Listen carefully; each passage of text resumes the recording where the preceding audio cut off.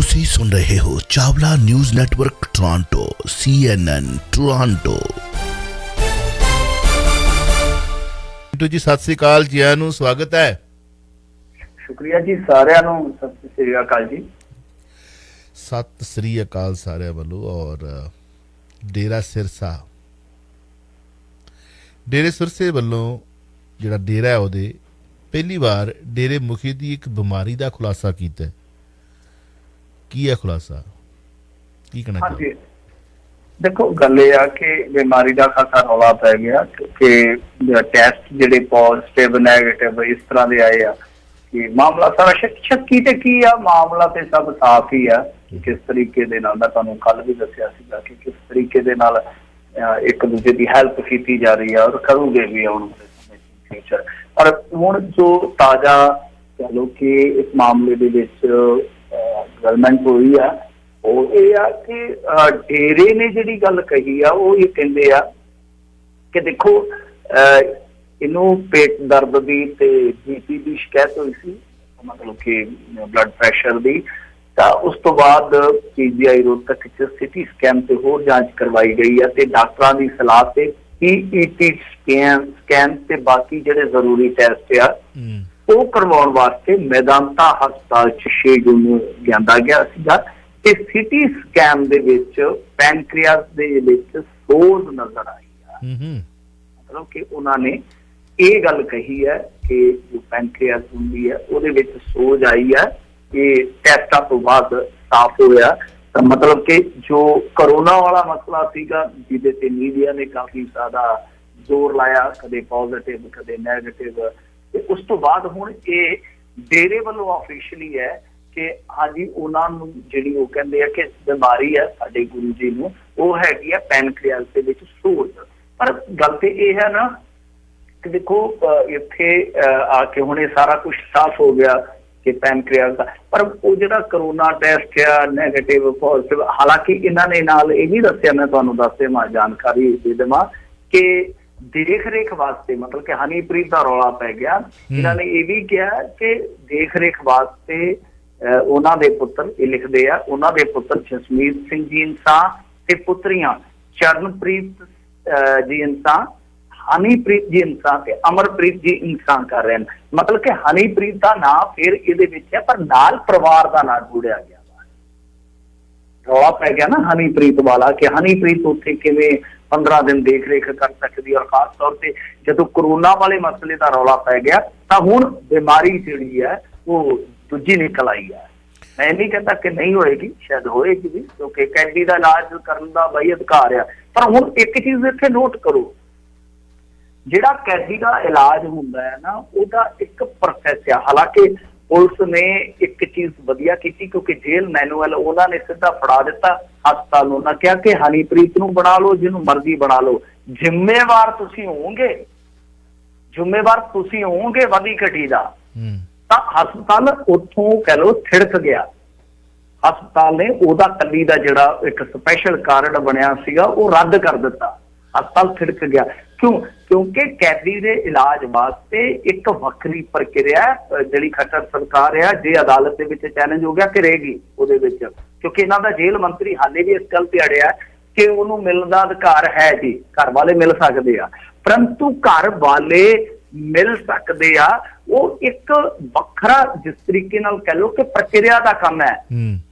ਇਹ ਨਹੀਂ ਹੈ ਕਿ ਮੰਨ ਲਓ ਫਰਜ਼ ਕਰੋ ਕਿ ਮੈਂ ਮੁਕਤਸਰ ਦੀ ਜੇਲ੍ਹ ਦੇ ਵਿੱਚ ਆ, ਮੁਕਤਸਰ ਸਾਡਾ ਜ਼ਿਲ੍ਹਾ ਆ, ਮੁਕਤਸਰ ਦੀ ਜੇਲ੍ਹ ਦੇ ਵਿੱਚ ਆ ਤੇ ਮੈਂ ਤਰੀਕ ਭੁਗਤਣ ਆਇਆ ਮਲੋਟ, ਤੇ ਮਲੋਟ ਦੇ ਵਿੱਚ ਆ ਕੇ ਮੈਂ ਬਿਮਾਰ ਹੋ ਗਿਆ ਆਪਦੇ ਜੱਦੀ ਸ਼ਹਿਰ, ਤੇ ਉੱਥੇ ਮੈਨੂੰ ਸਰਕਾਰੀ ਹਸਪਤਾਲ ਦੇ ਵਿੱਚ ਪਾ ਦਿੱਤਾ ਗਿਆ। ਇਹਦਾ ਮਤਲਬ ਇਹ ਨਹੀਂ ਕਿ ਸਾਰਾ ਪਿੰਡ ਟਰਾਲੀਆਂ ਭਰ ਕੇ ਤੇ ਉੱਥੇ ਮੇਰੇ ਆ ਕੇ ਸਰਾਣੇ ਬਹਿ ਜਾਊਗਾ।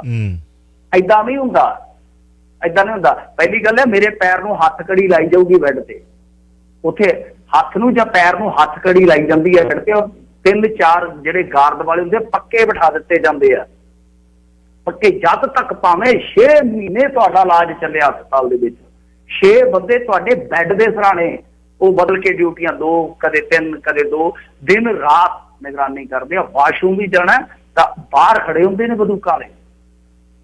ਸੋ ਇੱਕ ਇਸ ਤਰ੍ਹਾਂ ਦਾ ਢੰਗ ਹੈ, ਇਹ ਨਹੀਂ ਹੈ ਕਿ ਕੋਈ ਬੰਦਾ ਗਿਆ। ਚਲਾ ਪਹਿਲੀ ਗੱਲ ਤੇ ਹੁਣ ਦੇਖੋ ਬਹੁਤ ਸਾਰੇ ਕੈਦੀ ਆ। ਮੈਂ ਇਹ ਨਹੀਂ ਕਹਿੰਦਾ ਕਿ ਕੋਈ ਬਿਮਾਰ ਨਹੀਂ ਹੋ ਸਕਦਾ, ਉਹ ਕੋਈ ਵੀ ਹੈ ਬਿਮਾਰ ਹੋ ਸਕਦਾ ਜਿਹੜਾ ਬੰਦਾ ਜੇਲ੍ਹ ਦੇ ਵਿੱਚ ਆ, ਉਹਨੂੰ ਗਾਰਡ ਵੀ ਲਾਉਣੀ ਚਾਹੀਦੀ ਹੈ, ਹਸਪਤਾਲ ਵੀ ਪਹੁੰਚਾਉਣਾ ਚਾਹੀਦਾ। ਤੁਸੀਂ ਸੋਚੋ ਕਿ ਇੱਕ ਸਧਾਰਨ ਕੈਦੀ ਜੇ ਉਹਨੂੰ ਅੰਤੜੀ ਦੀ ਸੋਜ ਹੋਵੇ, ਉਹਨੂੰ ਪੇਟ ਦਰਦ ਹੋਵੇ ਤਾਂ ਕੀ ਮੈਦਾਨਤਾ 'ਚ ਸ਼ਿਫਟ ਕੀਤਾ ਜਾਏਗਾ? ਪਹਿਲੀ ਵੱਡੀ ਗੱਲ ਆ। ਕਿਉਂ? ਕਿਉਂਕਿ ਸਭ ਤੋਂ ਵੱਡੀ ਚੀਜ਼ ਜਿਹੜੀ ਹੁੰਦੀ ਹੈ, ਜੇ ਆਪਾਂ ਦੇਖੀਏ ਤਾਂ ਕੈਦੀ ਨੂੰ ਜਿੱਦਾਂ ਹੁਣ ਆਪਣੇ ਲਾ ਲਓ ਕਿ ਪੰਜਾਬ ਦੇ ਵਿੱਚ ਜਿਹੜੇ ਮੈਡੀਕਲ ਕਾਲਜ ਆ ਉੱਥੇ ਸ਼ਿਫਟ ਕੀਤਾ ਜਾਂਦਾ ਹੈ, ਰਜਿੰਦਰਾ ਹਸਪਤਾਲ ਭੇਜ ਦਿੱਤਾ ਜਾਂ ਵੱਧ ਤੋਂ ਵੱਧ PGI ਭੇਜ ਦਿੱਤਾ। ਇੱਥੇ PGI ਤੋਂ ਵੱਧ ਮੈਦਾਨਤਾ ਜਿਹੜਾ ਸੁਪਰ ਸਪੈਸ਼ਲਿਟੀ ਜਿਹਨੂੰ ਆਪਾਂ ਕਹਿ ਲਓ ਕਿ 5 ਤਾਰਾ ਹੀ ਆ ਹਸਪਤਾਲ। ਜਿੰਨੇ ਲੀਡਰ ਆ, ਜਿੰਨੇ ਤਕੜੇ ਬੰਦੇ ਆ, ਸਾਰੇ ਉੱਥੇ ਇਲਾਜ ਬਹੁਤ ਤਕੜਾ। ਉੱਥੇ ਸਾਡੇ ਦੋਸਤ ਦੀ ਵਾਈਫ ਨੂੰ ਬਹੁਤ ਨਾਮਰਾਦ ਬਿਮਾਰੀ ਸੀ, ਬਚ ਗਈ ਆ, ਪਰ ਗੱਲ ਸਰਮਾਏ ਦੀ। ਮਾਤੜ ਬੰਦਾ ਥੋੜੀ ਨਾ ਜਾ ਸਕਦਾ। ਸੁਖਬੀਰ ਸਿੰਘ ਬਾਦਲ ਉੱਥੇ ਜਾਂਦਾ। ਵੈਸੇ ਤਾਂ ਸੁਖਬੀਰ ਸਿੰਘ ਬਾਦਲ ਕਹਿ ਰਿਹਾ ਸੀਗਾ ਕਿ ਇਹ ਦੇਖੋ ਜੀ ਐਂ ਕਰਦੇ ਵਾਹ ਕਰਦੇ ਆ, ਤਾਂ ਮਤਲਬ ਕਿ ਆਪ ਉੱਥੋਂ ਇਲਾਜ ਕਰਵਾ ਕੇ ਮੈਦਾਨਤਾ ਦੇ ਵਿੱਚ ਇੱਥੇ ਗੱਲ ਕਰ ਰਹੇ ਸੀ ਗਰੀਬਾਂ ਦੇ ਇਲਾਜ ਦੀ। ਤਾਂ ਕਹਿਣ ਦਾ ਮਤਲਬ ਇਹ ਆ ਕਿ ਜੋ ਜੇਲ੍ਹ ਮੈਨੂਅਲ ਦੀ ਗੱਲ ਕਰਦੇ ਆ, ਜੋ ਕਾਨੂੰਨ ਦੀ ਗੱਲ ਕਰਦੇ ਆ, ਕੁਛ ਹੱਦ ਤੱਕ ਠੀਕ ਵੀ ਆ। ਜੇਲ੍ਹ ਮੰਤਰੀ ਕਹਿ ਸਕਦੇ ਕੋਈ ਮਿਲ ਸਕਦਾ, ਪਰ ਮਿਲ ਕੇ ਉੱਥੇ ਇਹ ਨਹੀਂ ਹੈ ਕਿ ਕੋਈ ਵਾਈਫ ਆਖੇ ਕਿ ਮੈਂ ਪ੍ਰਾਈਵੇਟ ਕਮਰੇ ਦੇ ਵਿੱਚ ਆਪਣੇ ਘਰ ਵਾਲੇ ਕੋਲ ਰਹੂੰਗੀ। ਐਸਾ ਨਹੀਂ ਹੈ, ਐਸਾ ਪ੍ਰਬੰਧ ਨਹੀਂ ਹੁੰਦਾ। ਸੋ ਇਹ ਇੱਕ ਤਰ੍ਹਾਂ ਨਾਲ ਕਹਿ ਲਓ ਕਿ ਕਾਨੂੰਨੀ ਤੌਰ ਤੇ ਠੀਕ ਹੈ, ਅਲਾਉ ਕਰ ਸਕਦੇ ਆ ਗਾਰਡ ਵਾਲੇ ਕਿ ਮਿਲ ਲਓ ਭਾਈ, ਤੁਸੀਂ ਰੋਟੀ ਪਾਣੀ ਖਿਲਾਉਣਾ ਜੋ ਵੀ ਹੈ। ਚਲੋ ਹੁੰਦਾ ਵੀ ਆ ਕਿ ਬੰਦਾ ਬਿਮਾਰ, ਉਹਨੂੰ ਥੋੜਾ ਹੌਸਲਾ ਮਿਲਦਾ। ਗਾਰਡ ਵਾਲੇ ਵੀ ਕਹਿ ਦਿੰਦੇ ਕਿ ਕੋਈ ਗੱਲ ਨਹੀਂ, ਆਪਣੇ ਨਾਲ ਗੱਲਬਾਤ ਕਰੇਗਾ, ਥੋੜਾ ਠੀਕ ਹੋਏਗਾ। ਡਾਕਟਰ ਵੀ ਅਲਾਉ ਕਰ ਸਕਦੇ ਆ, ਅਦਾਲਤ ਵੀ ਅਲਾਉ ਕਰੇਗੀ। ਪਰੰਤੂ ਇਹ ਨਹੀਂ ਹੈ ਕਿ ਤੁਸੀਂ ਕਮਰੇ ਲੈ ਕੇ ਉੱਥੇ ਇੱਕ ਸਪੈਸ਼ਲ ਸੇਵਾਦਾਰ ਨਹੀਂ ਛੱਡ ਦਿਓ, ਖਿਦਮਤਦਾਰ ਛੱਡ ਦਿਓ। ਐਸਾ ਨਹੀਂ ਹੁੰਦਾ। ਇਹ ਸਪੈਸ਼ਲ ਟ੍ਰੀਟਮੈਂਟ ਮੈਂ ਜਿਵੇਂ ਤੁਹਾਨੂੰ ਕਿਹਾ ਕਿ ਇੱਕ ਰਣਨੀਤਿਕ ਪੈਂਤੜਾ ਹੈ ਭਾਰਤੀ ਜਨਤਾ ਪਾਰਟੀ ਦਾ, ਉਹਦੇ ਤਹਿਤ ਕੀਤਾ ਜਾ ਰਿਹਾ। ਬਾਕੀ ਇਹ ਮੈਡੀਕਲ ਸੈਰ ਸਪਾਟਾ ਚੱਲਦਾ ਰਹੇਗਾ। ਮੋਸਟ ਖਤਰਨਾਕ ਕੈਦੀਆਂ ਦੇ ਵਿੱਚ ਗਿਣਿਆ ਜਾ ਸਕਦਾ। ਜਿਸ ਤਰੀਕੇ ਨਾਲ ਇਹਦੀ ਪੇਸ਼ੀ ਹੋਈ, ਉੱਥੇ ਬਾਅਦ ਜੋ ਕੁਝ ਉੱਥੇ ਅੱਗਾਂ ਲੱਗੀਆਂ, ਉੱਥੇ ਜਿਸ ਤਰੀਕੇ ਦੇ ਨਾਲ ਹਾਲਾਤ ਬਣੇ, ਬੰਦੇ ਮਰੇ, ਜਿਸ ਤਰੀਕੇ ਨਾਲ ਗੋਲੀ ਚੱਲੀ, ਜਿਸ ਤਰ੍ਹਾਂ ਸਰਕਾਰ ਨੂੰ ਚੈਲੰਜ ਕੀਤਾ, ਜਿਸ ਤਰੀਕੇ ਦੇ ਨਾਲ ਇਹ ਸਾਰਾ ਘਟਨਾਕ੍ਰਮ ਹੋਇਆ, ਹੁਣ ਉਹਦੇ ਵਿੱਚ ਇੰਨੀ ਰਿਆਇਤ ਇੱਕ ਦੋਸ਼ੀ ਨੂੰ ਦੇਣੀ ਦੂਜਿਆਂ ਵਾਸਤੇ ਰਾਹ ਖੁੱਲ੍ਹਦਾ ਹੈ। ਜਿਵੇਂ ਤੁਸੀਂ ਦੱਸਿਆ ਕਿ ਬਹੁਤ ਡਿਟੇਲ ਦੇ ਵਿੱਚ ਕਿ ਉਹਦੇ ਕੁਝ ਆਪਣੇ ਜਿਹੜੇ ਨੇ ਹੱਕ ਨੇ ਜਿਨ੍ਹਾਂ ਨੂੰ ਉਹ ਇਸਤੇਮਾਲ ਕਰ ਸਕਦਾ ਹੈ। ਹੱਕ ਜਿਹੜੇ ਨੇ ਸਾਰੇ ਕੈਦੀਆਂ ਨੂੰ ਮਿਲਣੇ ਚਾਹੀਦੇ ਨੇ। ਬਿਲਕੁਲ ਸਾਰੇ ਕਰ ਸਕਦੇ ਨੇ, ਪਰ ਇੰਨੀ ਰਿਆਇਤ ਮਤਲਬ ਉਹਦਾ ਜਿਹੜਾ ਜੇ ਉਹਦਾ ਸਾਰਾ ਘਟਨਾਕ੍ਰਮ ਦੇਖਿਆ ਜਾਵੇ ਤਾਂ ਇੱਕ ਕਿਸਮ ਦਾ ਦੇਸ਼ ਨੂੰ ਚੈਲੰਜ ਕੀਤਾ, ਕਾਨੂੰਨ ਨੂੰ ਚੈਲੰਜ ਕੀਤਾ ਉਹਦੇ ਚਾਹੁਣ ਵਾਲਿਆਂ ਨੇ। ਉਹ ਜੇ ਇਸ ਤਰੀਕੇ ਨਾਲ ਬਾਹਰ ਜੇਲ੍ਹ ਦੇ ਵਿੱਚੋਂ ਆਉਂਦਾ ਜਾਂਦਾ ਤਾਂ ਕੁਝ ਹੋਰ ਵੀ ਖਤਰਨਾਕ ਸਥਿਤੀ ਪੈਦਾ ਹੋ ਸਕਦੀ ਹੈ। ਕਿਉਂਕਿ ਕਦੇ ਦੂਜੀ ਚੀਜ਼ ਇਹ ਹੈ ਨਾ ਕਿ ਕੁਝ ਪੈਂਡਿੰਗ ਕੇਸ ਨੇ ਉਹਦੇ। ਹਾਂਜੀ, ਜਿਹੜੀ ਕੇਸਾਂ ਦੀ ਪੈਂਡੈਂਸੀ ਹੁੰਦੀ ਹੈ ਨਾ, ਉਹ ਬੜੀ ਕਹਿ ਲਓ ਕਿ ਨਾਜ਼ੁਕ ਹੁੰਦੀ ਆ ਕਿ ਕੱਲ ਨੂੰ ਪਲੈਨਿੰਗ ਦੇ ਤਹਿਤ ਕੋਈ ਗਵਾਹ ਜਿਹੜੇ ਆ ਉਹਨਾਂ ਨੂੰ ਥ੍ਰੈਟ ਕੀਤਾ ਜਾ ਸਕਦਾ, ਕੁਝ ਵੀ ਆ ਪਲੈਨਿੰਗ ਦੇ ਤਹਿਤ। ਔਰ ਕਮਾਲ ਦੀ ਗੱਲ ਹੈ ਕਿ ਹਨੀਪ੍ਰੀਤ ਖੁਦ ਅਕਿਊਜ਼ਡ ਹੈ ਮਾਮਲਾ। ਬਿਲਕੁਲ ਬਿਲਕੁਲ। ਵੇਖੋ ਸਰਕਾਰ ਕਰ ਕੀ ਰਹੀ ਹੈ। ਗੱਲ ਉਹੀ ਹੈ ਨਾ ਕਿ ਜਿਹੜਾ ਤੁਸੀਂ ਜਿਹੜਾ ਹੈ ਜਾਲ ਜਿਹੜਾ ਵਿਛਾਇਆ ਜਾ ਰਿਹਾ ਉਹਦੀ ਤਹਿ ਤੱਕ ਜਾਓ। ਜਿਹੜੀ ਮਤਲਬ ਗੇਮ ਵਿਛ ਰਹੀ ਹੈ ਉਹ ਹੈ ਆਉਣ ਵਾਲੀਆਂ ਪੰਜਾਬ ਦੀਆਂ ਚੋਣਾਂ। ਜੋਸ਼ੀ ਤੋਂ ਬਾਅਦ ਇੱਕ ਹੁਣ ਹੋਰ ਵੱਡਾ ਲੀਡਰ ਕਿਸਾਨਾਂ ਦੇ ਹੱਕ ਦੇ ਵਿੱਚ ਆਇਆ। ਕੱਲ੍ਹ ਜੋਸ਼ੀ ਸਾਹਿਬ ਦਾ ਬਿਆਨ ਆਪਾਂ ਸਰੋਤਿਆਂ ਨਾਲ ਸਾਂਝਾ ਵੀ ਕੀਤਾ। 4 ਘੰਟੇ ਅਸੀਂ ਲਗਾਤਾਰ ਰਾਤ ਨੂੰ 1 ਘੰਟਾ ਸਵੇਰੇ ਪ੍ਰੋਗਰਾਮ ਕਰਦੇ। ਇਹਦੇ ਵਿੱਚ ਕੋਈ ਖਬਰ ਰਹਿ ਤਾਂ ਜਾਂਦੀ ਨਹੀਂ, ਪਰ ਫਿਰ ਵੀ ਜੇ ਕੋਈ ਰਹਿ ਜਾਵੇ ਤਾਂ ਸੀਮਾ ਦੇ ਜਾਚਕ ਹਾਂ। ਜੋਸ਼ੀ ਤੋਂ ਬਾਅਦ ਹੁਣ ਇੱਕ ਹੋਰ ਵੱਡਾ ਲੀਡਰ ਆਇਆ ਕਿਸਾਨਾਂ ਦੇ ਹੱਕ ਦੇ ਵਿੱਚ, ਕੀ ਕਹਿਣਾ ਚਾਹੋਗੇ? ਹਾਂਜੀ ਦੇਖੋ, ਇਹ ਹੈਗੇ ਆ ਵੈਟਰਨ ਆਗੂ ਹੈ ਮਾਸਟਰ ਮੋਹਨ ਲਾਲ ਜੀ। ਇਹ ਮੇਰੇ ਖਿਆਲ ਦੇ ਨਾਲ ਟਰਾਂਸਪੋਰਟ ਮਿਨਿਸਟਰ ਵੀ ਰਹੇ ਨੇ ਅਕਾਲੀ ਭਾਜਪਾ ਗਵਰਨਮੈਂਟ ਦੇ ਵਿੱਚ। ਲੇਖਕ ਬਹੁਤ ਅੱਛੇ ਨੇ, ਮੈਂ ਪਰਸਨਲੀ ਇਹਨਾਂ ਦੇ ਲੇਖ ਬਹੁਤ ਪੜ੍ਹੇ ਆ। ਕਾਫੀ ਛਪਦੇ ਰਹੇ, ਹੁਣ ਤੇ ਉਮਰ ਦਰਾਜ਼ ਹੋ ਗਏ ਨੇ, ਮਤਲਬ ਕਿ ਘੱਟ ਹੀ ਲਿਖਦੇ ਆ। ਪਹਿਲਾਂ ਬੜੇ ਆਉਂਦੇ ਹੁੰਦੇ ਸੀ ਇਹਨਾਂ ਦੇ ਲੇਖ। ਲਿਖਾਰੀ ਅੱਛੇ ਨੇ। ਰਾਜਨੀਤਿਕ ਦਲ ਕੋਈ ਵੀ ਹੋ ਸਕਦਾ ਕਿਸੇ ਦਾ, ਜਿੱਧਰ ਜਾਣਾ ਹੈ ਅਗਲੇ ਦੀ ਮਰਜ਼ੀ ਆ। ਗੱਲ ਇਹ ਆ ਕਿ ਹੁਣ ਜੋਸ਼ੀ ਸਾਹਿਬ ਬੋਲੇ ਆ ਤੇ ਉਸ ਤੋਂ ਬਾਅਦ ਇਹਨਾਂ ਨੇ ਵੀ ਹਾਂ ਦੇ ਵਿੱਚ ਹਾਂ ਭਰੀ ਆ, ਮਤਲਬ ਕਿ ਹੁੰਗਾਰਾ ਉਸੇ ਤਰ੍ਹਾਂ ਦਾ ਹੀ ਇਹਨਾਂ ਨੇ ਭਰਿਆ ਵਾ। ਪਰ ਇਸ ਤੋਂ ਇਲਾਵਾ ਇੱਕ ਚੀਜ਼ ਹੋਰ ਵੀ ਵੇਖਣ ਨੂੰ ਮਿਲ ਰਹੀ ਹੈ ਕਿ ਮਦਨ ਮੋਹਨ ਮਿੱਤਲ ਵੀ ਕਹਿ ਰਹੇ ਨੇ ਕਿ ਕਿਸਾਨ ਨੇਤਾਵਾਂ ਨੂੰ ਭਰੋਸੇ 'ਚ ਲੈ ਕੇ ਕੇਂਦਰ ਨੂੰ ਮਨਾਵਾਂਗੇ। ਇਹ ਵੀ ਇੱਕ ਵੱਡੀ ਗੱਲ ਹੈ, ਕਿਉਂਕਿ ਇਹ ਦੇਖੋ ਮਾਸਟਰ ਮੋਹਨ ਲਾਲ ਜੀ ਹੋਣ, ਚਾਹੇ ਜੋਸ਼ੀ ਜੀ ਹੋਣ, ਚਾਹੇ ਮਿੱਤਲ ਜੀ ਹੋਣ, ਇਹ ਸਾਰੇ ਇੱਕ ਤਾਂ ਸੀਨੀਅਰ ਆਗੂ ਆ। ਤੁਹਾਨੂੰ ਪਤਾ ਹੋਣਾ ਜੋਸ਼ੀ ਤੁਹਾਡੇ ਏਰੀਏ ਦਾ ਹੀ ਆ, ਅਨਿਲ ਜੋਸ਼ੀ। ਇਹਦੇ ਪਿਤਾ ਨੂੰ ਕਤਲ ਕੀਤਾ ਗਿਆ ਸੀ। ਹਾਂਜੀ ਹਾਂਜੀ। ਸੋ ਉਸ ਤੋਂ ਬਾਅਦ ਮਤਲਬ ਕਿ ਇਸ ਬੰਦੇ ਦੀ ਪੋਜੀਸ਼ਨ ਆ, ਮੰਤਰੀ ਬਣਾਇਆ ਗਿਆ। ਰੌਲਾ ਵੀ ਵੈਸੇ ਅਕਾਲੀਆਂ ਨਾਲ ਪਿਆ ਸੀ, ਇਹਦੇ ਭਰਾ ਨੂੰ ਜਦੋਂ ਕੁੱਟ ਕੱਟਿਆ। ਆਹ ਕਾਫੀ ਕੁੱਟ ਕਟੱਪਾ। ਹਾਂਜੀ, ਉਹ ਕਚਹਿਰੀ ਦੇ ਵਿੱਚ। ਤਾਂ ਕਹਿਣ ਦਾ ਮਤਲਬ ਇਹ ਹੈ ਕਿ ਤਿੰਨੇ ਹੀ ਹਿੰਦੂ ਭਾਈਚਾਰੇ ਦੇ ਆ, ਤਿੰਨੇ ਹੀ ਸੀਨੀਅਰ ਆਗੂ ਆ, ਤਿੰਨੇ ਕਹਿ ਲਓ ਕਿ ਸ਼ਹਿਰੀ ਦਬਕੇ ਨਾਲ ਵੀ ਸੰਬੰਧ ਰੱਖਦੇ ਆ। ਪਰੰਤੂ ਗੱਲ ਕੀ ਕਰ ਰਹੇ ਆ ਇੱਕੋ ਸੁਰ ਦੇ ਵਿੱਚ ਕਿ ਕਿਸਾਨਾਂ ਨੇ। ਤਾਂ ਇਹਦਾ ਮਤਲਬ ਕੀ ਆ ਕਿ ਸਿਆਸੀ ਤੌਰ ਤੇ ਇਹਨਾਂ ਨੂੰ ਬਹੁਤ ਦਬਾਅ ਜਿਹੜਾ ਉਹ ਮਹਿਸੂਸ ਹੋ ਰਿਹਾ ਵਾ। ਵੈਸੇ ਤਾਂ ਤੁਸੀਂ ਓਵਰਆਲ ਹੀ ਦੇਖੋਗੇ ਇਸ ਟਾਈਮ ਨਰਿੰਦਰ ਮੋਦੀ ਬਹੁਤ ਜ਼ਿਆਦਾ ਪ੍ਰੈਸ਼ਰਾਈਜ਼ਡ ਨੇ। ਜੇ ਪੋਲੀਟੀਕਲੀ ਤੁਸੀਂ ਸਾਰਾ ਸਿਨਾਰੀਓ ਦੇਖੋਗੇ ਤਾਂ RSS ਨੇ ਕਿਸ ਤਰੀਕੇ ਨਾਲ ਕਹਿ ਦਿੱਤਾ ਵਾ ਕਿ ਅਗਾਂਹ ਤੋਂ ਮੋਦੀ ਕਿਸੇ ਵੀ ਸਟੇਟ ਇਲੈਕਸ਼ਨ ਦੇ ਵਿੱਚ ਚਿਹਰਾ ਨਹੀਂ ਹੋਵੇਗਾ। ਹਾਂ, ਉਹ ਇੱਕ ਬਹੁਤ ਵੱਡੀ ਗੱਲ ਹੈ, ਬਹੁਤ ਵੱਡੀ ਗੱਲ ਹੈ। ਹਾਂਜੀ, ਤਾਂ ਕਹਿਣ ਦਾ ਮਤਲਬ ਹੈ ਕਿ ਪੋਲੀਟੀਕਲ ਪ੍ਰੈਸ਼ਰ ਤਾਂ ਹੈ। ਉਧਰ ਮਾਮਾ ਜੀ ਨੇ ਹੋਰ ਹੀ ਚੰਦ ਚਾੜ ਦਿੱਤਾ, OSP ਪੰਚਾਲ ਨੂੰ ਲਾ ਲਿਆ ਜਿਹੜਾ ਧੁਰ ਮੋਦੀ ਤੋਂ ਵਿਰੋਧੀ ਹੈ। ਬਹੁਤ ਕੁਝ ਵਾਪਰ ਰਿਹਾ ਇਹਨਾਂ ਚੀਜ਼ਾਂ ਨੂੰ ਤੁਸੀਂ ਜੇ ਦੇਖੋਗੇ ਤਾਂ ਮਿਲਾ ਕੇ ਅੰਡਰ ਪ੍ਰੈਸ਼ਰ ਹੈ ਇਸ time Bharatiya Janata party. UP ਉਹਨਾਂ ਵਾਸਤੇ ਇੱਕ ਸਿਰਦਰਦੀ ਬਣ ਗਿਆ ਕਿਉਂਕਿ ਯੋਗੀ ਵੇਰ ਗਿਆ, ਐਸਾ ਫੇਰਿਆ ਕਿ ਉਹ ਹੱਠ ਉਹਨੇ ਛੱਡੀ ਨਹੀਂ ਹੈ। ਵੈਸੇ ਵੀ ਸਾਧੂ ਦੀ ਹੱਠ ਕਹਿੰਦੇ ਬਹੁਤ ਤਕੜੀ ਹੁੰਦੀ ਆ, ਇਹ ਤਾਂ ਸਾਧੂ ਪਲਸ ਨਾਲ ਸਿਆਸਤਦਾਨ ਆ।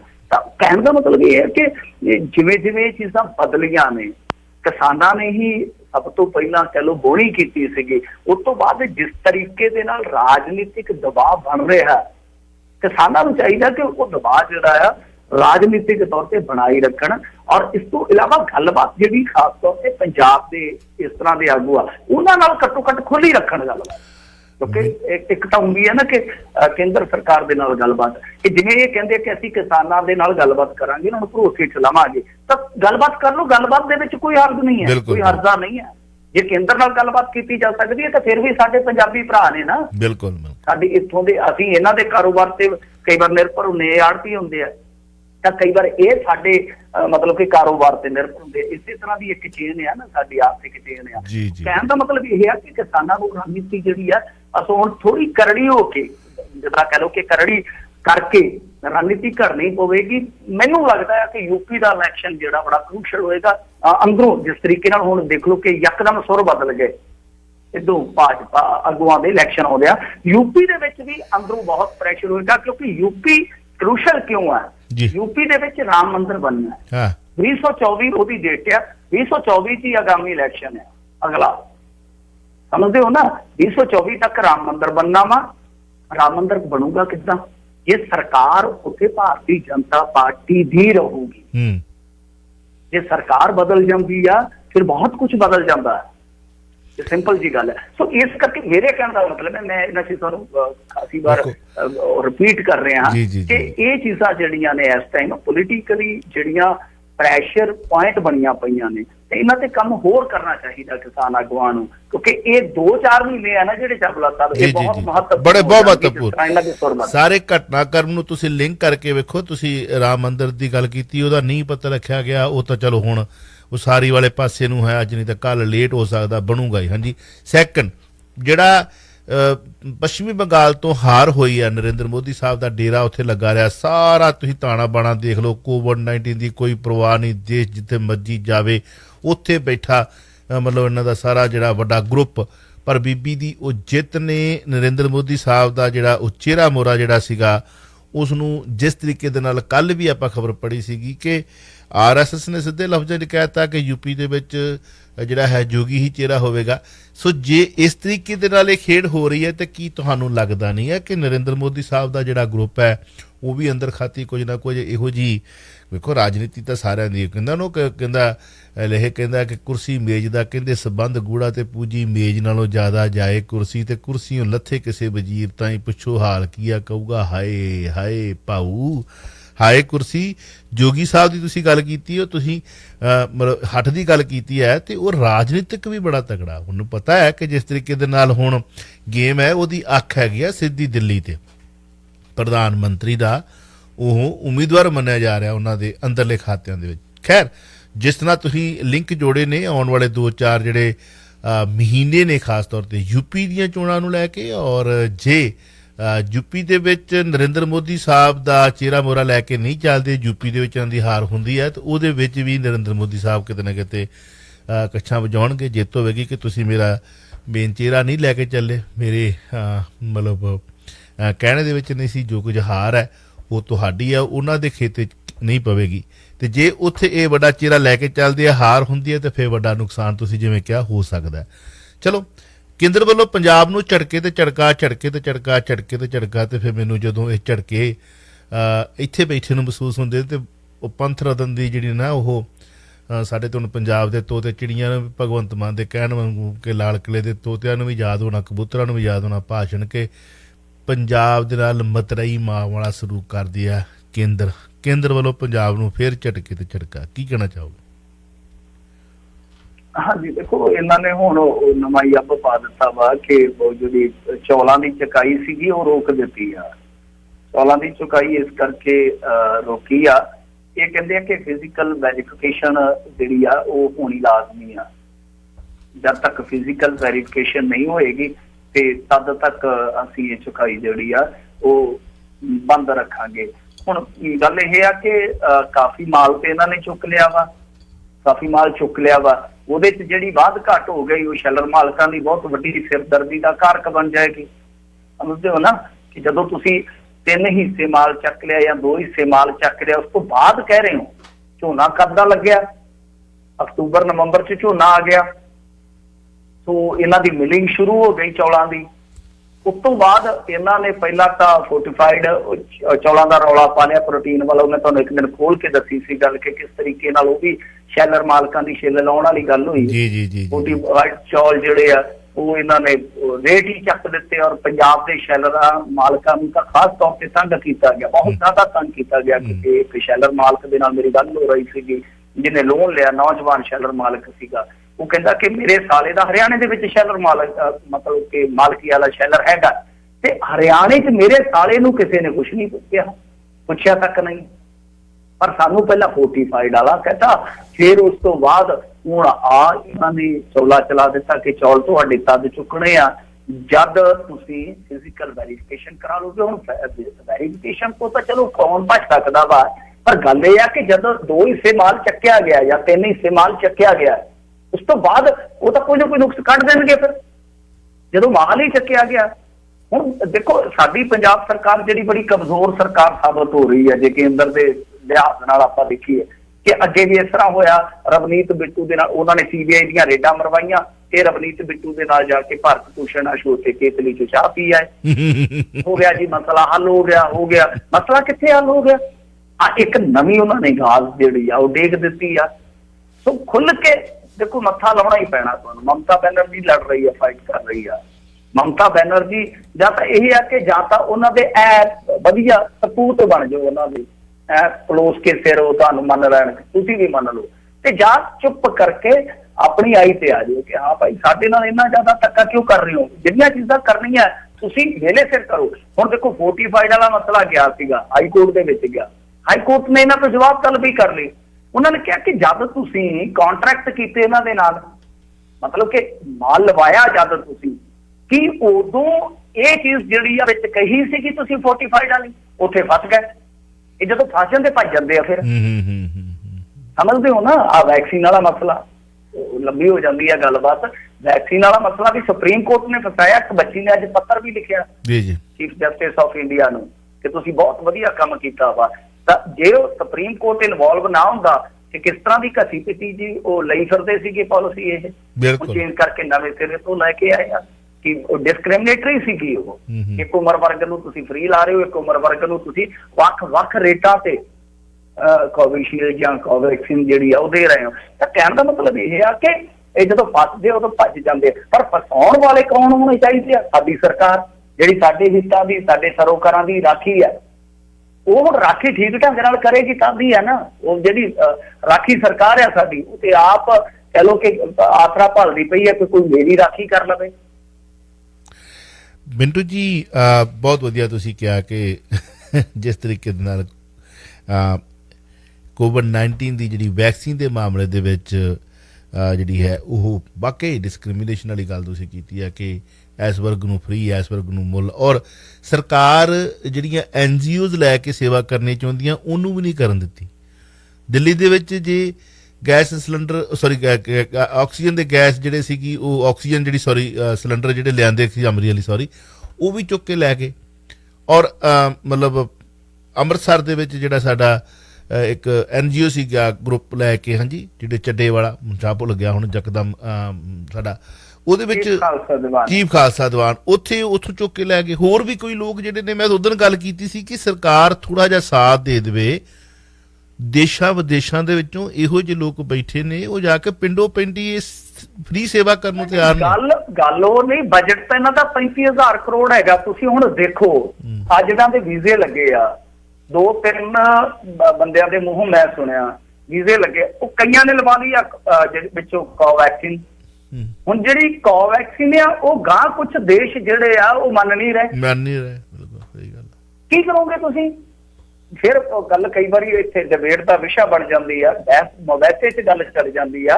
ਅਸੀਂ ਤੇ ਇਸੇ ਚੀਜ਼ ਨੂੰ ਕਹਿ ਰਹੇ ਹਾਂ ਕਿ ਇੱਥੇ ਬਿਲਕੁਲ ਤੁਹਾਡੇ ਦੇਸ਼ ਦੇ ਵਿੱਚ ਇਸ ਤਰ੍ਹਾਂ ਹੋਇਆ ਕਿ 10-10 ਵਾਰੀ ਪਾਲਿਸੀ ਬਦਲੀ ਜਾਵੇ। ਹੁਣ ਸਾਡੇ ਕੀ ਹੈ ਕਿ ਪਾਲਿਸੀ ਦੇ ਵਿੱਚੋਂ ਵੀ ਇਸ ਤਰ੍ਹਾਂ ਦੇ ਝਮੇਲੇ ਨਿਕਲ ਰਹੇ ਨੇ ਕਿ ਵੀਜ਼ੇ ਲੱਗੇ ਪਏ ਨੇ, ਗਾਂ ਉਹ ਜਿਹੜੇ ਦੇਸ਼ ਉਹ ਵਰਤ ਨਹੀਂ ਦੇ ਰਹੇ। ਹੁਣ ਇੱਥੇ ਟੀਕਾ ਨਹੀਂ ਲੱਭ ਰਿਹਾ, ਬੰਦਾ 2 ਹੀ ਟੀਕੇ ਲਵਾ ਸਕਦਾ। ਹੁਣ ਫਿਰ ਬੂਸਟਰ ਤੋਂ ਬਾਅਦ ਜਾਂ ਫਿਰ ਇਲਾਜ ਚੇਂਜ ਹੋਊਗਾ। ਹੁਣ ਵੇਖੋ ਸਾਡੇ ਇੱਥੇ ਚੱਲੀ ਸੀ ਐਸਟਰਾਜੈਨੇਕਾ ਦੀਆਂ ਖਬਰਾਂ ਆਈਆਂ ਸੀ, ਇਹ ਵੇਖੋ ਜੀ ਬਲੱਡ ਕਲੌਟ ਪਾਉਂਦੇ ਨੇ, ਖੂਨ ਸੰਘਣਾ ਹੁੰਦਾ ਹੈ, ਲੋਕਾਂ ਨੂੰ ਖਤਰਾ ਹੈ। ਔਰ ਲੱਖਾਂ ਦੇ ਵਿੱਚੋਂ ਇੱਕ ਬੰਦਾ ਵੀ ਕਹਿੰਦਾ ਕਿ ਮੈਂ ਕਿਉਂ ਰਿਸਕ ਲਵਾਂ ਜੀ। ਪਰ ਵੇਖੋ ਲੀਡਰਸ਼ਿਪ ਇਹਨੂੰ ਕਹਿੰਦੇ ਆ, ਲੀਡਰਸ਼ਿਪ। ਸਾਡੇ ਦੇਸ਼ ਦੇ ਪ੍ਰਧਾਨ ਮੰਤਰੀ ਨੇ ਆਪ ਅਤੇ ਆਪਣੇ ਧਰਮ ਪਤਨੀ ਨੂੰ ਉਹ ਵੈਕਸੀਨ ਜਿਹੜੀ ਹੈ ਕਹਿ ਕੇ ਤੇ ਚੈਲੰਜ ਕਰਕੇ ਇੱਕ ਕਿਸਮ ਦਾ ਲਵਾਈ। ਇੱਥੇ ਇਹ ਨਹੀਂ ਹੈ ਕਿ ਲੱਗਣੀ ਕੁਝ ਹੋਰ ਆ, ਜਿਵੇਂ ਐਕਟਿੰਗ ਕੀਤਾ ਗਿਆ ਕਿ ਮੋਢੇ ਤੇ ਪਤਾ ਨਹੀਂ ਲੱਗਾ ਕਿ ਨਹੀਂ ਲੱਗਾ ਟੀਕਾ, ਤੇ ਫੋਟੋ ਹੋ ਗਈ, ਫੋਟੋ ਸ਼ੂਟ ਹੋ ਗਿਆ, ਹਾਂਜੀ। ਤੇ ਇੱਥੇ ਲਾਈ ਆ ਉਹਨਾਂ ਨੇ, ਉਹ ਲਾਈ ਹੈ ਐਕਸਟਰਾਜੈਨੇਕਾ ਲਾ ਕੇ ਤੇ ਦੱਸਿਆ ਕਿ ਠੀਕ ਹੈ ਵੀ ਇਹਦੇ ਸਾਈਡ ਇਫੈਕਟ ਨਹੀਂ ਹਨ, ਲਵਾਓ, ਜੇ ਹੋਣਾ ਤੇ ਕਿਤੇ ਵੀ ਕੁਝ ਹੋ ਸਕਦਾ। ਸੋ ਹੁਣ ਤੁਸੀਂ ਜਿਹੜੀ ਗੱਲ ਕੀਤੀ, ਜਿਹੜੇ ਮੋਢਿਆਂ ਤੇ ਵਿਚਾਰੇ ਲੋਦੋ ਲਗਾ ਚੁੱਕੇ ਨੇ, ਵੀਜੇ ਉਹਨਾਂ ਦੇ ਕੋਲ ਨੇ, ਸਰਕਾਰਾਂ ਅਲਾਉ ਨਹੀਂ ਕਰਦੀਆਂ, ਤੇ ਸਰਕਾਰ ਹੁਣ ਬਾਂਹ ਫੜੇ ਉਹਨਾਂ ਦੀ, ਉਹ ਕਿੱਧਰ ਜਾਣ ਹੁਣ। ਹਾਂਜੀ, ਇਹ ਸਮੱਸਿਆ ਵਰਲਡ ਪੱਧਰ ਤੇ ਆਏਗੀ। ਮੈਂ ਸਰ ਉਧਰ ਵੀ ਇਹੀ ਗੱਲ ਕਹਿ ਰਿਹਾ ਸੀਗਾ ਕਿ ਬਹੁਤ ਵੱਡੇ ਪੱਧਰ ਤੇ ਆਏਗੀ। ਕੱਲ ਨੂੰ ਕੋਈ ਹੋਰ ਦੂਸਰਾ ਦੇਸ਼ ਕਹੇਗਾ ਕਿ ਆਹ ਵੈਕਸੀਨ ਲਵਾ ਕੇ ਆਓ, ਜਦਕਿ ਉਹ 2 ਲਵਾ ਚੁੱਕਾ ਹੋਏਗਾ, ਬੂਸਟਰ ਵੀ ਲਵਾ ਚੁੱਕਾ ਹੋਏਗਾ। ਤੇ ਜਿਹੜਾ ਹੁਣ ਇਹ ਬਹੁਤ ਵੱਡੇ ਪੱਧਰ ਤੇ ਸਮੱਸਿਆ ਆਏਗੀ। ਜਿਹੜਾ ਹੁਣ ਭਾਰਤ ਦੇ ਵਿੱਚ ਤੁਹਾਡਾ ਜਿਹੜਾ ਮੇਨ ਸਟ੍ਰੀਮ ਮੀਡੀਆ, ਜਿਹਦੇ ਵਿੱਚ ਡਿਬੇਟ ਹੁੰਦੀ ਹੈ ਮੈਡੀਕਲ ਅਫਸਰ ਦੇ ਨਾਲ, ਮੈਡੀਕਲ ਡਾਕਟਰਾਂ ਦੇ ਨਾਲ, ਤੇ ਉੱਥੇ ਬਾਬਾ ਰੱਖ ਕੇ ਆਪਣੀ ਬੈਠਾ ਹੈ ਜਿਹਦੀ ਕੋਈ ਪੁੱਛ ਪਛਾਣ ਹੀ ਨਹੀਂ ਹੈਗੀ ਵਰਲਡ ਵਾਈਡ। ਹਾਂਜੀ, WHO ਜਾਂ ਵਰਲਡ ਹੈਲਥ ਆਰਗੇਨਾਈਜੇਸ਼ਨ ਉਹਨੂੰ ਠੋਡਰ ਮਾਰ ਦੇਵੇ, ਉਹ ਲਵਾ ਕੇ ਕਵੇ ਮੈਂ ਵੀ ਲਵਾ ਲਈ ਹੈ, ਮੈਂ ਵੀ ਜਾਣਾ। ICMR ਤੋਂ ਵੀ ਪ੍ਰਮਾਣਿਤ ਨਹੀਂ ਹੈ, ਫਿਰ ਸਾਡੀ Indian council of medical research ਆ, ਉਹਦੇ ਤੋਂ ਵੀ ਪ੍ਰਮਾਣਿਤ ਨਹੀਂ ਹੈ। ਤਾਂ ਬਿਲਕੁਲ ਐਵੇਂ ਇੱਕ ਸੂਬਾ ਲੈ ਕੇ ਅੱਧੀ ਕੀਮਤ ਤੇ ਗਾਂ ਉਹਨੂੰ ਦੇ ਦਿੰਦੇ ਆ। ਇਹ ਗੱਲ ਥੋੜੀ ਹੈ। ਕੋਈ ਰੂਲ ਐਂਡ ਰੈਗੂਲੇਸ਼ਨ ਹੋਣੇ ਚਾਹੀਦੇ। ਠੀਕ ਹੈ, ਤੁਹਾਡੇ ਕੋਲ ਰਾਜ ਹੈ ਤੇ ਰਾਜ ਪਈ, ਜੇ ਤੁਸੀਂ ਜਿਹੜੀ ਇਹ ਮਹਾਂਮਾਰੀ ਵਰਲਡ ਵਾਈਡ ਉਹਦੇ ਹਿਸਾਬ ਦੇ ਨਾਲ ਜਿਹੜਾ ਵੀ ਆ ਉਸਨੂੰ ਫੋਲੋ ਕਰਦੇ ਹੋਏ ਜਿਹੜੀਆਂ ਚੀਜ਼ਾਂ ਜਿਹੜੀਆਂ ਨੇ ਉੱਥੇ ਸਰਕਾਰ ਲੋਕਾਂ ਨੂੰ ਮੁਹੱਈਆ ਕਰਵਾਵੇ, ਕਿਸੇ ਨੂੰ ਵੀ ਲੋੜ ਪੈ ਸਕਦੀ ਹੈ। ਖੈਰ ਨਹੀਂ ਵੀ ਹੋਣਾ ਤੇ ਵੈਸੇ ਕੁਛ ਵੀ ਨਹੀਂ ਆ। ਇੱਕ ਨੂੰ ਤੁਹਾਨੂੰ ਪਤਾ ਹੀ, ਆਪਾਂ ਇਟਲੀ ਦੇ ਵਿੱਚ, ਇਟਲੀ 'ਚ ਖਬਰ ਸੀ ਕਿ ਰੂਸ ਦੀ ਖਬਰ ਸੀ ਖਰੇ, ਕਿ 6 ਦੇ 6 ਹੀ ਚੱਕ ਕੇ ਡੋਜ਼ ਸਾਰੀਆਂ ਜਿਹੜੀਆਂ ਸੀ ਉਹਦੇ ਵਿੱਚ ਜਿਹੜੀਆਂ ਹੁੰਦੀਆਂ ਨੇ, ਹਾਂਜੀ, ਉਹ ਭਰ ਕੇ ਸਿਰੰਜ ਤੇ ਠੋਕ ਦਿੱਤੀ ਇੱਕ ਬੀਬੀ ਨੂੰ। ਪਰ ਉਹਨੂੰ ਰਾਈਟ ਵੇ ਉਹਦਾ ਜਿਹੜਾ ਸੀਗਾ ਸਪਲੀਮੈਂਟ ਦਿੱਤੀਆਂ ਗਈਆਂ, ਉਸਨੂੰ ਉਹਦਾ ਇਲਾਜ ਰੱਖਿਆ ਗਿਆ, ਖਿਆਲ ਰੱਖਿਆ ਗਿਆ, ਹੋਇਆ ਤੇ ਕੁਛ ਨਹੀਂ। ਪਰ ਫਿਰ ਵੀ ਕਿਹੜਾ ਬੰਦਾ ਜਿਹੜਾ ਵਾ ਉਹ ਰਿਸਕ ਲੈਣਾ ਚਾਹੁੰਦਾ। ਆਖਰੀ ਕੁਐਸਚਨ ਹੈ ਮੇਰਾ, ਮੌਕ ਡਰਿਲ ਕਰਨ ਵਾਲਾ ਹਸਪਤਾਲ ਸੀਲ, ਵੱਡੀ ਕਾਰਵਾਈ, ਵੱਡੇ ਲੋਕ, ਵੱਡੀਆਂ ਗੱਲਾਂ, ਤੁਸੀਂ ਕੀ ਕਹਿਣਾ ਚਾਹੋਗੇ?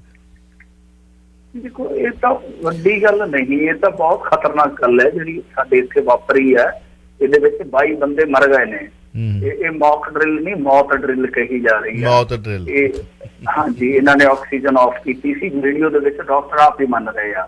ਹੁਣ ਵੱਡੀ ਕਾਰਵਾਈ ਕੀਤੀ ਹੈ ਇਹਨਾਂ ਨੇ, ਤੇ ਜਿਹੜੇ ਉੱਥੋਂ ਦੇ DM ਆ ਉਹ ਕਹਿ ਰਹੇ ਆ ਕਿ ਵੀਡੀਓ ਦੇ ਵਿੱਚ ਜਿਸ ਤਰ੍ਹਾਂ ਜ਼ਿਕਰ ਕੀਤਾ ਗਿਆ ਇੱਕ ਲਾਗਲੇ ਸ਼ਹਿਰ ਦਾ ਕਿ ਉਹ ਡਰਾਈ ਹੋ ਚੁੱਕਾ ਸੀਗਾ, ਫਿਰ ਇਸ ਕਰਕੇ ਅਸੀਂ ਇਹ ਰਿਸਕ ਲਿਆ ਕਿ ਕੁਝ ਮਰੀਜ਼ ਜਿਹੜੇ ਮਤਲਬ ਕਿ ਨਹੀਂ ਬਚ ਸਕਦੇ ਜਾਂ ਉਮੀਦ ਘੱਟ ਹੈ ਉਹਨਾਂ ਨੂੰ ਟਪਾ ਦਈਏ। ਉਹ ਵੀਡੀਓ ਦੇ ਵਿੱਚ ਖੁਲਾਸੇ ਹੋ ਰਿਹਾ। ਇਹ ਬਹੁਤ ਵੱਡੀ ਗੱਲ ਸੀਗੀ। ਤਾਂ ਉਸ ਤੋਂ ਬਾਅਦ ਹੁਣ ਇਹਨਾਂ ਨੇ ਕਾਰਵਾਈ ਕੀਤੀ ਆ, ਇਹ ਹਸਪਤਾਲ ਜਿਹੜਾ ਸੀਲ ਕਰ ਦਿੱਤਾ। ਦੇਖੋ, ਜਿਹੜਾ ਇਹ ਹਸਪਤਾਲ ਹੈ ਨਾ, ਸ਼੍ਰੀ ਪਾਰਥ ਹਸਪਤਾਲ ਆਗਰੇ ਦਾ, ਜਿੱਥੇ ਸਾਰਾ ਮਸਲਾ ਨਿਕਲਿਆ, ਇਹਦਾ ਅੱਗੇ ਵੀ ਰੌਲਾ ਪਿਆ ਜਦੋਂ ਅਪ੍ਰੈਲ ਦੇ ਵਿੱਚ ਪਿਛਲੇ ਸਾਲ ਤਬਲੀਗੀਆਂ ਵਾਲਾ ਮਸਲਾ ਸੀਗਾ, ਤਾਂ ਉਸ ਟਾਈਮ ਵੀ ਇਹ ਹਸਪਤਾਲ ਹੈ ਜਿਹੜਾ ਇਸ ਤਰ੍ਹਾਂ ਦੇ ਇੱਕ ਚੱਕਰ 'ਚ ਫਸ ਗਿਆ ਸੀਗਾ ਕਿ ਇਹਨਾਂ ਨੇ ਲੁਕਾ ਰੱਖੇ ਸੀਗੇ ਮਰੀਜ਼ ਕੋਵਿਡ ਪੇਸ਼ੈਂਟ, ਕਿਉਂਕਿ ਉਦੋਂ ਬਹੁਤ ਵੱਡੇ ਪੱਧਰ ਤੇ ਇੰਡੀਆ ਦੇ ਵਿੱਚ ਤੁਹਾਨੂੰ ਪਤਾ ਹੀ ਹੈ ਕਿ ਇੱਕ ਤਰ੍ਹਾਂ ਨਾਲ ਪੈਨਿਕ ਕ੍ਰੀਏਟ ਹੋ ਗਿਆ ਸੀਗਾ। ਤਾਂ ਉਸ ਟਾਈਮ ਇਸ ਹਸਪਤਾਲ ਦੇ ਮਾਲਕ ਦੇ ਖਿਲਾਫ 188, 269, 270, 71 ਇਹੋ ਜਿਹੀਆਂ ਧਾਰਾਵਾਂ ਲਾ ਕੇ ਇਹਨਾਂ ਨੇ ਮੁਕੱਦਮਾ ਦਰਜ ਕੀਤਾ ਸੀ, ਕਿਉਂਕਿ ਇਹਨਾਂ ਨੇ ਜਾਣਕਾਰੀ ਲੁਕਾਈ ਆ। ਹੁਣ ਜਿਹੜਾ ਹਸਪਤਾਲ ਆ ਜਿਹਦੇ ਤੇ ਪਹਿਲਾਂ ਹੀ FIR ਹੋਈ ਵੀ ਆ, ਪਹਿਲਾਂ ਹੀ ਵਿਵਾਦਾਂ ਦੇ ਵਿੱਚ ਆਇਆ ਹੋਇਆ, ਜੇ ਉਹਦੀ ਪਹਿਲਾਂ ਹੀ ਨਿਗਰਾਨੀ ਕੀਤੀ ਗਈ ਹੁੰਦੀ ਤਾਂ ਉਹਨੂੰ ਪਹਿਲਾਂ ਹੀ ਇੱਕ ਤਰ੍ਹਾਂ ਨਾਲ ਕਹਿ ਲਓ ਕਿ ਪੂਰਾ ਸੂਈ ਦੇ ਨੱਕੇ ਚੋਂ ਲੰਘਾਇਆ ਜਾਂਦਾ ਤੇ ਆਹ ਚੀਜ਼ ਨਾ ਵਾਪਰਦੀ। ਜਦੋਂ ਤੁਸੀਂ ਇਸ ਤਰ੍ਹਾਂ ਦੀਆਂ ਖੁੱਲ੍ਹਾਂ ਦੇ ਰੱਖੀਆਂ ਕਿ FIR ਹੋ ਗਈ, ਕੋਈ ਫਰਕ ਨਹੀਂ ਪੈਂਦਾ। ਇੱਥੇ ਤੇ ਇੱਕ ਹਸਪਤਾਲ UP ਦੇ ਵਿੱਚ ਇਸ ਤਰ੍ਹਾਂ ਦਾ ਸੀਗਾ ਕਿ ਜਦੋਂ ਫਸ ਗਿਆ ਉਹਨੇ 20-25 ਲੱਖ ਡੋਨੇਸ਼ਨ ਦੇ ਦਿੱਤੀ, ਚਲੋ ਫਿਰ ਕੰਮ ਚੱਲ ਸੋ ਚੱਲ। ਜਦ ਤੁਸੀਂ ਇਹੋ ਜਿਹੀਆਂ ਹਰਕਤਾਂ ਕਰੋਗੇ ਤਾਂ ਫਿਰ ਇਹੋ ਜਿਹੇ ਅੰਜਾਮ ਵੀ ਹੋਣਗੇ ਉਹਨਾਂ ਚੀਜ਼ਾਂ ਦੇ। ਲਿਆਦਾ ਜੇ ਤੁਸੀਂ ਦੇਖੋਗੇ ਤਾਂ ਇਹ ਕਹਿ ਰਹੇ ਹਸਪਤਾਲ ਵਾਲੇ ਕਿ ਦੇਖੋ ਜੀ ਉਦੋਂ ਸਾਡੇ ਰਿਕਾਰਡ ਦੇ ਮੁਤਾਬਕ ਤੇ ਮੌਤਾਂ ਹੀ 3 ਹੋਈਆਂ ਨੇ, ਮਤਲਬ ਕਿ 2 ਦਿਨਾਂ ਦੀ ਗੱਲ ਹੈ ਜਿਹੜੀ 25 ਤੇ 26 ਦੀ, ਉਧਰ 3 ਤੇ ਦੂਜੇ ਦਿਨ 4 ਹੋਈਆਂ ਨੇ। ਪਰ ਜਿਹੜਾ ਹਸਪਤਾਲ ਪਹਿਲਾਂ ਰਿਕਾਰਡ ਗਲਤ ਕਰਨ ਦੇ ਮਾਮਲੇ 'ਚ ਫਸ ਚੁੱਕਾ ਵਾ, ਉਹ ਹੁਣ ਰਿਕਾਰਡ ਸਹੀ ਦੱਸ ਰਿਹਾ ਹੋਏਗਾ, ਇਹਦੀ ਗਰੰਟੀ ਕੌਣ ਲਾਊਗਾ? ਬਿਲਕੁਲ ਬਿਲਕੁਲ। ਵੱਡੀ ਗੱਲ ਇਹ ਹੈ। ਦੂਜੀ ਗੱਲ ਹੈ ਕਿ ਮੁਕੱਦਮਾ ਦਰਜ ਕਰੋ ਇਹਨਾਂ ਤੇ, ਮੁਕੱਦਮਾ ਦਰਜ ਕਰਕੇ ਹਸਪਤਾਲ ਸੀਲ ਕਰ ਲਿਆ, ਠੀਕ ਆ, ਮੁਕੱਦਮਾ ਦਰਜ ਕਰਕੇ ਇਹਨਾਂ ਦੀ ਇਨਵੈਸਟੀਗੇਸ਼ਨ ਸ਼ੁਰੂ ਕਰ ਲਓ। ਜੇ ਮਾਮਲਾ ਸੱਚਾ ਪੱਕਾ, ਇਹਨਾਂ ਨੂੰ ਲਾ ਕੇ ਹੱਥਕੜੀਆਂ ਪਾ ਕੇ ਰੱਸਾ ਲੰਬਾ ਸਾਡੇ ਸ਼ਹਿਰ 'ਚ ਕੱਢੋ ਜਲੂਸ ਇਹਨਾਂ ਦਾ, ਕੱਢੋ ਜਲੂਸ। ਵੈਸੇ ਤਾਂ ਪਰੇਡ ਕੱਢਣੀ ਚਾਹੀਦੀ ਆ, ਜਿਵੇਂ ਕੱਢਦੇ ਹੁੰਦੇ ਕਈ ਵਾਰ ਇੰਦੌਰ ਦੇ ਵਿੱਚ ਪਰੇਡ ਕੱਢਦੇ ਹੁੰਦੇ, ਬੜੀ ਗੰਦੀ ਪਰੇਡ ਹੁੰਦੀ ਆ ਉਹ, ਕਿ ਉਹਨਾਂ ਨੂੰ ਜਿਹੜੇ ਜੇਬ ਕਤਰੇ ਜਾਂ ਇਸ ਤਰ੍ਹਾਂ ਦੇ ਆਦਤਨ ਮੁਜਰਮ ਹੁੰਦੇ ਆ ਉਹਨਾਂ ਨੂੰ ਬਾਜ਼ਾਰਾਂ ਦੇ ਵਿੱਚ ਤੋਰਿਆ ਜਾਂਦਾ ਹੈ ਬਨੈਣਾ ਪਵਾ ਕੇ। ਤਾਂ ਮੇਰੇ ਖਿਆਲ ਦੇ ਨਾਲ ਤਾਂ ਇਹ ਵੀ ਚਿੱਟੇ ਕੋਟ ਲੋਹਾ ਕੇ ਬਨੈਣਾ ਕੱਛਿਆਂ ਦੇ ਵਿੱਚ ਤੋਰਨੇ ਚਾਹੀਦੇ ਆ। ਮਾਰਨੇ ਤੇ ਜੁੱਤੀਆਂ ਤੇ ਕੀ ਮਾਰਨੀਆਂ ਚਾਹੀਦੀਆਂ ਜੇ ਦੋਸ਼ੀ ਪਾਏ ਜਾਂਦੇ ਆ, ਬਨੈਣ ਕੱਛੇ ਤੋਂ ਲਗਾਉਣੇ ਚਾਹੀਦੇ ਆ ਕਿ ਧਰਤੀ ਦੇ ਰੱਬ ਨਹੀਂ, ਇਹ ਧਰਤੀ ਦੇ ਹੀ ਅਮਦੂਤ ਆ। ਬਿਲਕੁਲ। ਫਿਰ ਰਾਮਦੇਵ ਸੱਚਾ ਹੀ ਕਲਪਦਾ ਹੈ ਨਾ। ਗੱਲ ਤਾਂ ਇਹ ਆ ਕਿ ਤੁਸੀਂ ਫੀਸ ਕਰਤਾ, 4 ਮਹੀਨੇ ਲੈ ਲਓਗੇ, 6 ਮਹੀਨੇ ਲੈ ਲਓਗੇ, ਸਾਡੇ ਲੋਕ ਬੜੇ ਭੁਲੱਕੜ ਇੰਡੀਅਨ ਲੋਕ ਭੁੱਲ ਜਾਣਗੇ ਤਦ ਤੱਕ ਜੀ। ਜ਼ਰੂਰਤ ਇਸੇ ਗੱਲ ਦੀ ਹੈ ਕਿ ਫੈਸਲਾ ਕੀਤਾ ਜਾਵੇ ਸੱਤ ਫੱਟ ਕਿ ਹਾਂ ਹੋਇਆ। ਇਹਦੇ 'ਚ ਕੀ ਆ, ਇਹਦੇ 'ਚ ਕੀ ਆ ਮੈਂ ਦੱਸ ਦਿੰਦਾ। ਕਰਨਾ ਕੀ ਆ, ਜਿਹੜੇ ਉਸ ਦਿਨ ਮਰੀਜ਼ ਬਚ ਗਏ ਆ, ਜਿਹੜੇ ਉਸ ਦਿਨ ਐਡਮਿਟ ਸੀ, ਉਹਨਾਂ ਦੇ ਬਿਆਨ ਦਰਜ ਕਰ ਲਓ, ਬਸ ਗੱਲ ਖਤਮ ਹੈ। ਉਹ ਤੁਹਾਨੂੰ ਦੱਸ ਦੇਣਗੇ ਕਿ ਝਟਕਾ ਦਿੱਤਾ ਕਿ ਨਹੀਂ ਦਿੱਤਾ। ਜੇ ਦਿੱਤਾ ਉਦੋਂ ਵੱਡੀ ਸਟੇਟਮੈਂਟ ਕੀ ਹੋਏਗੀ? ਬਿਲਕੁਲ। ਉਹਨਾਂ ਦੇ ਜਿਹੜੇ ਵਾਰਸ ਉਹ ਤੁਹਾਨੂੰ ਦੱਸ ਦੇਣਗੇ ਕਿ ਕਿਸ ਤਰ੍ਹਾਂ ਤੜਕ ਕੇ ਨੀਲੇ ਪੈ ਕੇ ਬੰਦੇ ਮਰੇ ਭਾਈ, ਇਹ ਆਕਸੀਜਨ ਬੰਦ ਹੋਈ ਆ। ਇਹਦੇ ਵਿੱਚ ਤਾਂ ਕੋਈ ਉਹ ਨਹੀਂ ਹੈਗਾ ਕਿ ਬਹੁਤ CBI ਦੀ ਜਾਂਚ ਚਾਹੀਦੀ ਆ, NIA ਦੀ ਜਾਂਚ ਚਾਹੀਦੀ ਆ ਜਾਂ ਇੰਟਰਪੋਲ ਦੀ ਮਦਦ ਚਾਹੀਦੀ ਹੈ। ਤੇ ਚੀਜ਼ਾਂ ਤੁਸੀਂ ਲੋਕਲ ਪੱਧਰ ਤੇ ਕਰ ਸਕਦੇ ਹੋ, ਕੋਈ ਵੱਡੀ ਗੱਲ ਨਹੀਂ ਹੈ ਜੀ। ਮਿੰਟੂ ਜੀ, ਤਵਾੜੀ ਕਾਂਡ ਹੋਇਆ ਸੀ, ਕਿਡਨੀ ਕਾਂਡ ਹੋਇਆ ਸੀ, ਬੱਚਿਆਂ ਦੀਆਂ ਲਾਸ਼ਾਂ, ਰੇਪ ਵਾਲੀਆਂ, ਹੋਰ ਕਿੰਨਾ ਕੁਝ ਹੋਇਆ। ਬਿਲਕੁਲ ਤੁਸੀਂ ਕਿਹਾ ਕਿ ਲੋਕਾਂ ਨੇ ਭੁੱਲ ਜਾਣਾ। ਸਾਡੇ ਇੱਕ ਟੈਕਸ ਆਇਆ ਇੱਥੇ ਕੱਲ ਇੱਕ ਵੱਡੀ ਖਬਰ UP ਤੋਂ ਹੋਰ ਆਈ ਆ ਕਿ ਆਪਰੇਸ਼ਨ ਥੀਏਟਰ ਦੇ ਵਿੱਚ ਇੱਕ ਬੱਚੀ ਦੇ ਨਾਲ ਗੈਂਗਰੇਪ ਕੀਤਾ, ਉਹ ਮਰ ਗਈ ਤੇ FIR ਨਹੀਂ ਦਰਜ ਕੀਤੀ ਪੁਲਿਸ ਨੇ UP ਦੇ ਵਿੱਚ, ਪ੍ਰਯਾਗਰਾਜ ਦੇ ਵਿੱਚ। ਉਹ ਫਿਰ ਪੂਰੀ ਜਾਣ ਲੱਗਿਆ, ਮੀਡੀਆ ਨੂੰ ਸੱਦਿਆ ਤੇ ਮਤਲਬ ਕਿ ਬੋਲ ਕੇ ਵੀ ਨਹੀਂ ਦੱਸ ਸਕਦੀ, ਲਿਖ ਕੇ ਗਈ ਆ ਕਿ ਡਾਕਟਰਾਂ ਨੇ ਆਪਰੇਸ਼ਨ ਕਰਨ ਸਮੇਂ ਮੇਰੇ ਨਾਲ ਗੰਦਾ ਕੰਮ ਕੀਤਾ। ਓਏ ਹੋਏ ਹੋਏ ਹੋਏ, ਪ੍ਰਯਾਗਰਾਜ, ਕਿਆ ਬਾਤ। ਹੁਣ ਵੇਖੋ ਕਿੱਡਾ ਨਾਂ ਇਹਦਾ ਕੀ ਹੈ, ਪ੍ਰਯਾਗਰਾਜ ਦਾ। Anyway, voice of city 3020 AM ਤੇ ਗੱਲ ਸਰਸੇ ਵਾਲੇ ਬਲਾਤਕਾਰੀ ਸਾਧ ਦੀ ਸੀ ਕਿ ਉਹਨੂੰ ਜੇ ਬਿਮਾਰੀਆਂ ਨੇ, ਲੋਕ ਤਾਂ ਉਹਦੇ ਕੋਲ ਬਿਮਾਰੀਆਂ ਕੱਟਣ ਵਾਸਤੇ ਜਾਂਦੇ ਨੇ। ਸਾਡੇ ਤਲਵਾਰ ਸਾਹਿਬ ਦਾ ਕੁਐਸਚਨ ਹੈ ਕਿ ਸਾਧ ਆਪਣਾ ਇਲਾਜ ਆਪ ਕਿਉਂ ਨਹੀਂ ਕਰ ਲੈਂਦਾ ਬਈ? ਲੋਕਾਂ ਦਾ ਇਲਾਜ ਕਰਨ ਵਾਸਤੇ ਤਾਂ ਉੱਥੇ ਸਤਸੰਗ। ਇਸ ਤਰ੍ਹਾਂ ਦੇ ਤਰਕ ਤਾਂ ਸਭ ਤੇ ਲਾਗੂ ਹੋਣਗੇ। ਫਿਰ ਜੇ ਤਰਕਵਾਦੀ ਸੋਚ ਰੱਖੋਗੇ ਫਿਰ ਤਰਕ ਸਭ ਤੇ ਲਾਗੂ ਹੋਣਗੇ, ਫਿਰ ਤਰਕ ਲਾਗੂ ਹੋਣਗੇ, ਫਿਰ ਦੂਜਿਆਂ ਤੇ ਵੀ ਲਾਗੂ ਹੋਣਗੇ। ਆਸਾ ਰਾਮ ਹੋਰਾਂ ਤੇ ਜਿਹੜੇ ਉਹਨਾਂ ਦੇ ਭਗਤ ਆ ਜਾਂ ਜਿਹੜੇ ਇੱਥੇ ਪੰਜਾਬ ਦੇ ਵਿੱਚ ਦੂਜੇ ਤੀਜੇ ਤੁਰੇ ਫਿਰਦੇ, ਸਾਰਿਆਂ ਤੇ ਲਾਗੂ। ਤਰਕ ਜਿਹੜਾ ਉਹ ਕਿਸੇ ਦਾ ਵੀ ਕਹਿ ਲਓ ਕਿ ਸਖਾ ਨਹੀਂ ਹੁੰਦਾ, ਉਹ ਸਾਰਿਆਂ ਤੇ ਲਾਗੂ ਹੁੰਦਾ। ਬਹੁਤ ਸਾਰੇ ਆ। ਇਹਦਾ ਮਤਲਬ ਇਹੀ ਨਿਕਲਦਾ ਕਿ ਆਪਣੇ ਆਪ ਤੇ ਮਸਤ ਰਹੋ, ਆਪਣੇ ਆਪ ਦੀ ਖੋਜ ਕਰੋ ਜਿੰਨੀ ਖੋਜ ਕਰ ਸਕਦੇ ਹੋ, ਕਿਸੇ ਦੇ ਮਗਰ ਲੱਗਣ ਦੀ ਲੋੜ ਨਹੀਂ। ਬਿਲਕੁਲ। So nice. Thank you Mintu ਜੀ, ਮਿਹਰਬਾਨੀ, ਥੈਂਕ ਯੂ। ਤੁਸੀਂ ਸੁਣ ਰਹੇ ਹੋ Chawla news network Toronto, CNN Toronto.